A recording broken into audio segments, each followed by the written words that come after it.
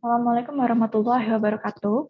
Halo, nama saya Florita Meliana Putri dengan NIM 181450009 dari kelas Logistik 4A. Di sini saya akan mempresentasikan analisa supply chain management proyek pembangunan dermaga Islandberg dan SPL Terminal LPG Balongan PT Wijaya Karya Persero Tbk sebagai tugas praktikum supply chain management yang diampu oleh Ibu Dwi Nurma Hitasari. Terlebih dahulu, saya akan memperkenalkan proyek pembangunan dermaga Islandberg dan SPL Terminal LPG Balongan. Sebagai pelaksanaan program pemerintah terkait minyak tanah digantikan LPG di wilayah Pulau Jawa, membuat PT Pertamina harus memperbanyak pembangunan sarana fasilitas atau sarfas pendukung, yaitu sarfas penerimaan penimbunan dan pendistribusian. Demikian juga untuk wilayah Jawa bagian Barat dan Jawa bagian Utara, diperlukan penambahan pembangunan sarana dan fasilitas penerimaan, penimbunan, dan pendistribusian LPG yang akan dibangun di terminal LPG Balongan. Maka dari itu, PT Pertamina Persero bekerja sama dengan PT Wijaya Karya Persero Tbk membangun dermaga atau jetty Islandberg dan submarine pipeline sebagai sarana dan fasilitas penerimaan, penimbunan, dan penyaluran LPG pada terminal LPG Balongan dengan menggunakan kapal yang bernama Islandberg dengan kapasitas 3.500 sampai 25.000 deadweight ton. Dan proyek ini telah dimulai sejak tahun 2019 serta masih dalam proses konstruksi. Untuk lokasi proyek ini sendiri, untuk kantornya, proyek pembangunan dermaga Islandberg dan SPL Terminal LPG Balongan PT Wijaya Karya Persero mempunyai kantor sementara yang terletak di area Pelabuhan Cirebon, Jawa Barat.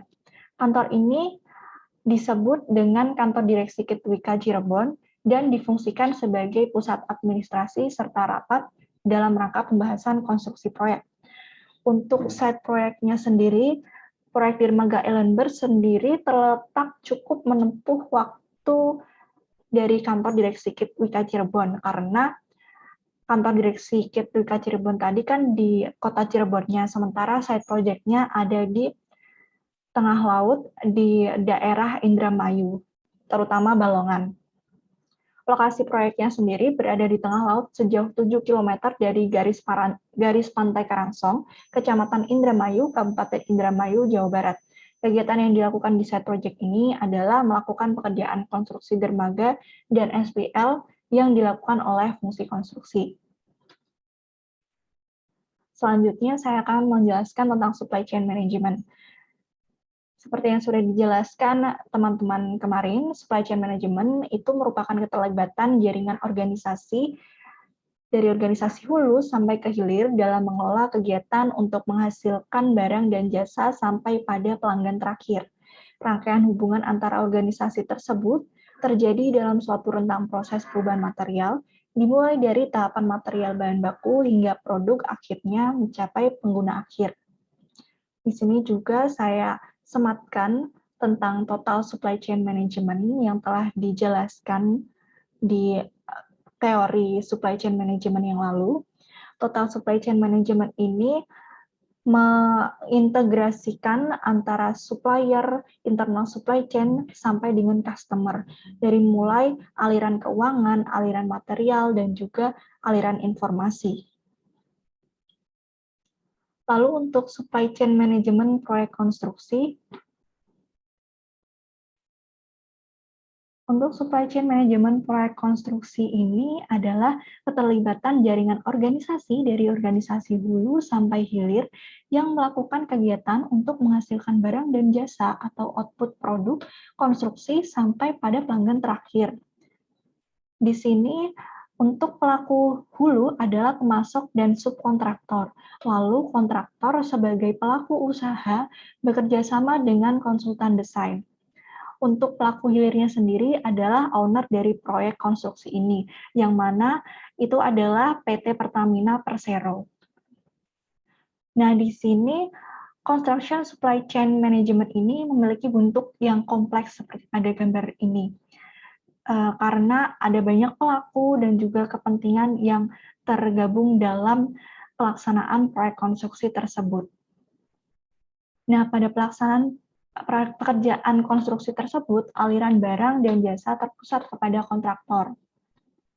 Sehingga di mana kontraktor ini bertindak sebagai pelaku utama pelaksana pekerjaan konstruksi sesuai dengan spesifikasi yang telah ditetapkan oleh owner. Untuk selanjutnya adalah karakteristik supply chain konstruksi. Nah, yang pertama, karakteristiknya yaitu proyek konstruksi biasanya dikerjakan melalui adanya suatu permintaan tertentu atau custom-made product, di mana proyek konstruksi itu biasanya ada yang sama, tapi semuanya itu memiliki desain yang berbeda-beda dan hasil jadinya pun akan berbeda pula. Untuk yang kedua yaitu dilakukan oleh organisasi yang bersifat sementara atau temporary organization, yaitu proyek konstruksi ini. Kemudian yang ketiga, produknya terikat pada tempat tertentu sehingga pelaksanaan produksi dilakukan di lokasi konstruksi atau inside production. Lalu yang keempat adalah inside production dan off-site production. Terjadinya produksi di dalam site konstruksi telah membagi dua batasan proses yang terjadi dalam proyek konstruksi. Yang kelima, yaitu dikerjakan dalam lingkungan alam yang tidak dapat dikendalikan, sehingga menimbulkan ketidakpastian yang tinggi dalam proyek konstruksi. Lalu yang selanjutnya adalah pola supply chain proyek pembangunan dermaga Island Bird dan SPL Terminal LPG Balongan. Di sini sudah ada skema supply chain proyek pembangunan dermaga Island Bird dan SPL Terminal LPG Balongan. Langsung saja saya jelaskan. Di sini ada dari residen.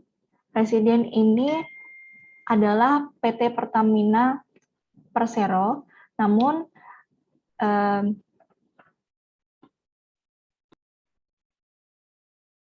Oke, untuk yang selanjutnya yaitu pola supply chain proyek pembangunan dermaga Island Bird dan SPL Terminal LPG Balongan.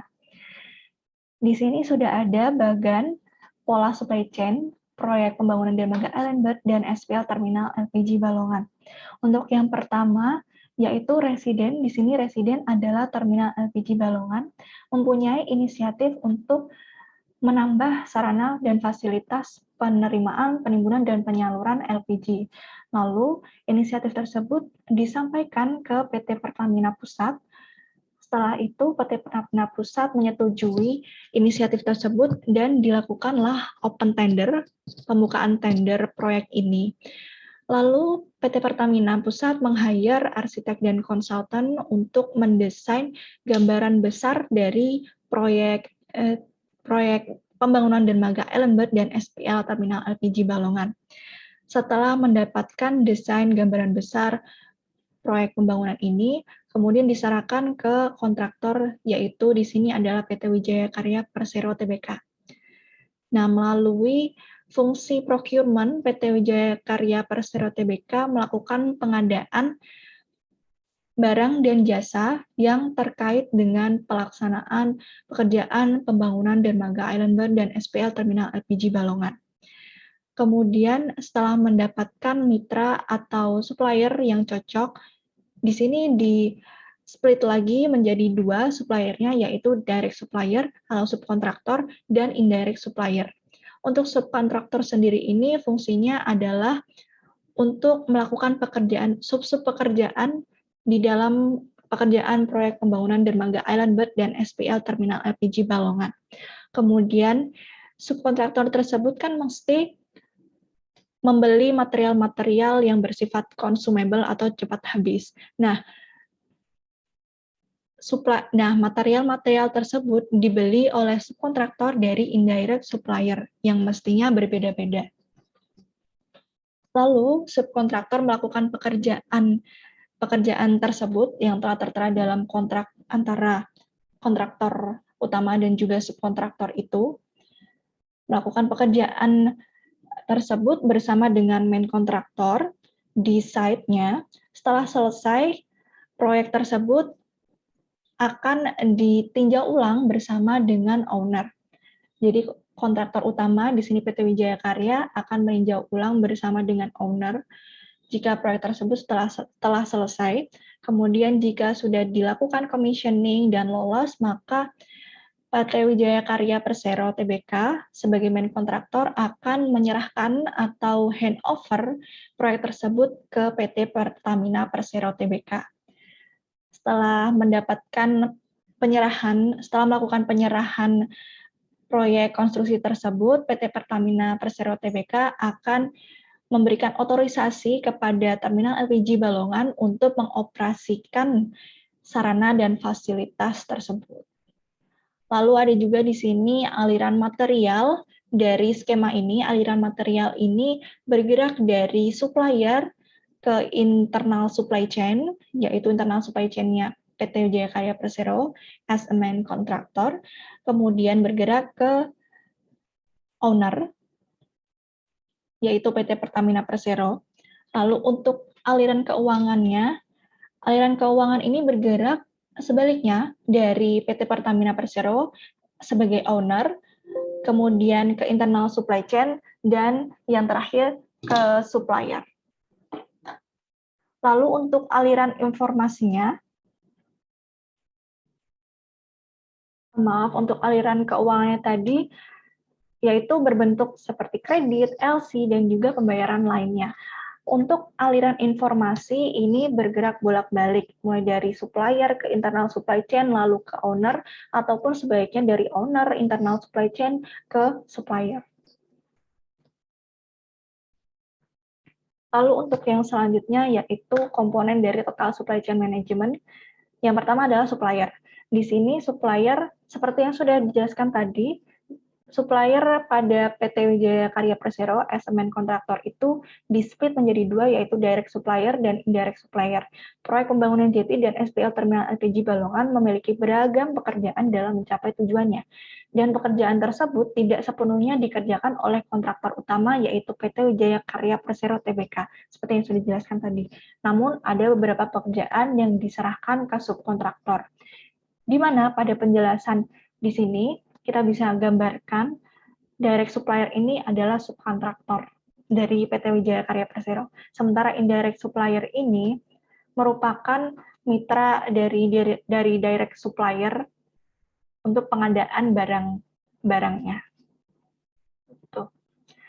Lalu di sini adalah bagan pekerjaan pembangunan submarine pipeline. Karena tadi sudah dijelaskan di proyek ini memiliki beberapa pekerjaan. Nah, salah satunya yaitu pekerjaan pembangunan submarine pipeline. Di sini sudah ada indirect suppliers dan direct suppliers dari pekerjaan pembangunan submarine pipeline. Untuk subkontraktor yang mengerjakan pembangunan submarine pipeline adalah PT Antajaya Utama.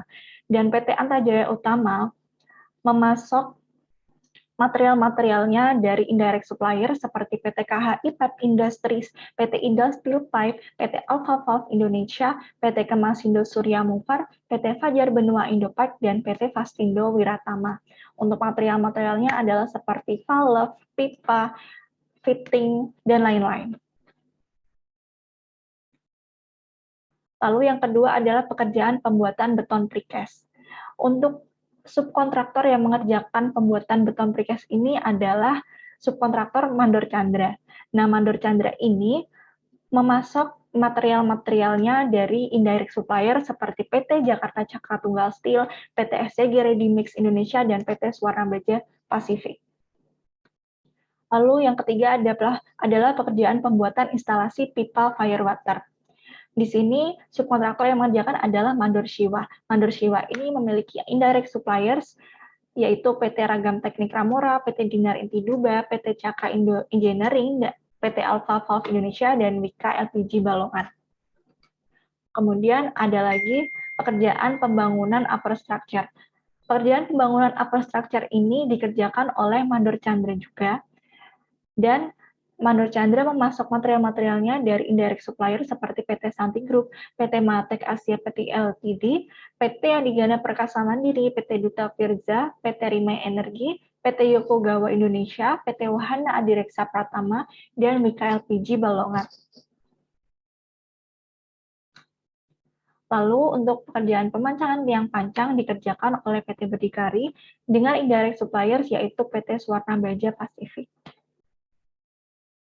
Lalu untuk komponen total supply chain management selanjutnya adalah customer. Dalam proyek konstruksi pembangunan jetty dan SPL Terminal LPG Balongan ini, pemilik proyek merupakan customer. Pemilik proyek konstruksi ini adalah PT Pertamina Persero. Nah, seperti yang telah disebutkan di awal tadi.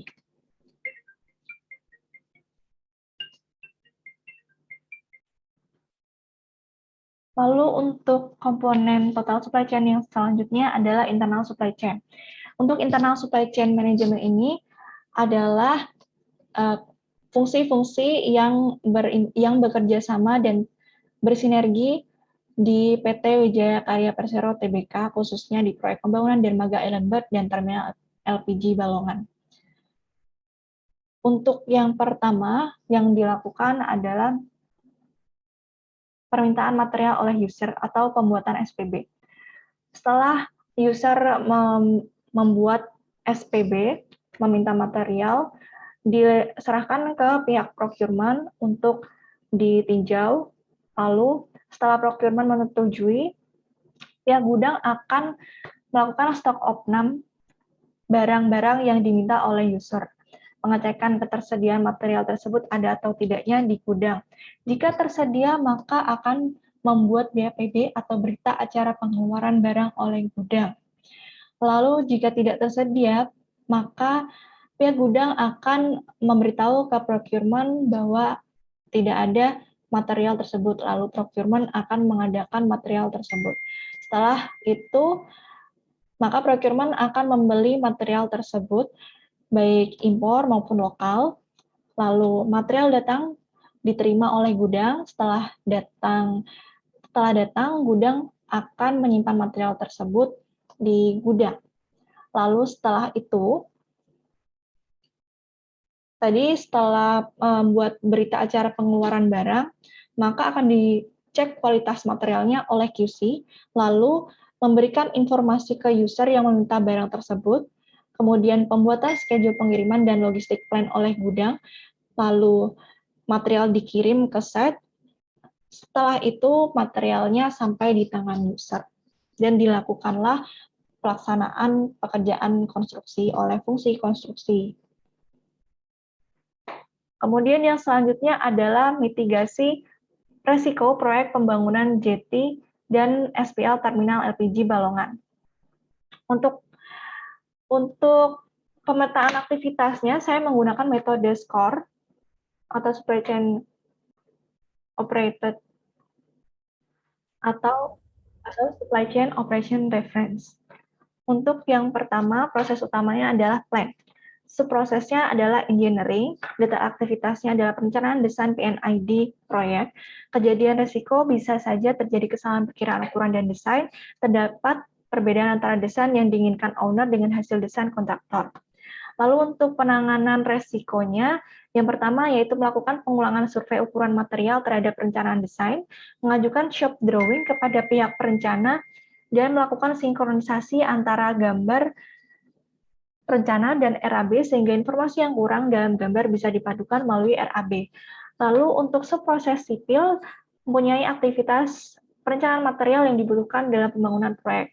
Kejadian resikonya bisa jadi terdapat kekurangan atau kelebihan material dalam proses pembangunan setelah dikirimkan ke site. Lalu terdapat perbedaan antara hasil jadi proyek yang aktual dengan desain dari fungsi engineering dan keterlambatan pelaksanaan pekerjaan proyek. Untuk mitigasi resikonya, yang pertama bisa dilakukan koordinasi ulang dengan fungsi warehouse untuk memastikan kuantitas material yang dibutuhkan terpenuhi. Yang kedua yaitu melakukan pengajian bersama secara rutin dengan fungsi engineering saat pelaksanaan pekerjaan pembangunan berlangsung. Dan yang ketiga yaitu pembuatan skema pelaksanaan pekerjaan prioritas dengan menggunakan critical path method. Untuk subproses keuangan dan komersial, detail aktivitasnya yaitu perencanaan anggaran yang dibutuhkan untuk biaya operasional.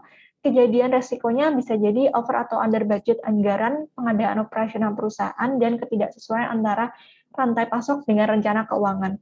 Untuk penanganan resikonya bisa dilakukan peninjauan ulang saat membuat rencana anggaran biaya, lalu meningkatkan ketelitian dalam survei harga item yang dibutuhkan, dan meningkatkan koordinasi antar fungsi rantai pasok.